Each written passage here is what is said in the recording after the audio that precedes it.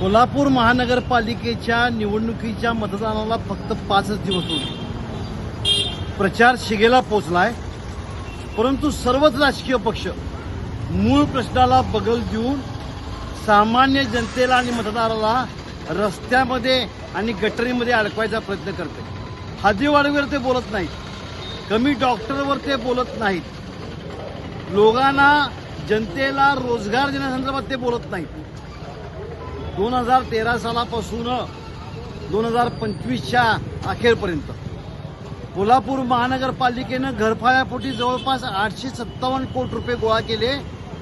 ते नियमबाह्य गोळा केले, म्हणजे जो अधिकार नाही असे 171 कोटी म्हणजे 20% घरफाळा महानगरपालिकेनं जबरदस्तीनं जादा वसूल केला, जो बेकायदेशीर आहे. यावर राजकीय पक्ष बोलत नाहीत, या घोटाळ्यावर राजकीय पक्ष बोलत नाहीत. हा 20% घरफाळा आम्ही कमी करू म्हणून राजकीय पक्ष बोलत नाही. हे 171% पैसे आम्ही जनतेला परत करतो असं ते म्हणत नाही.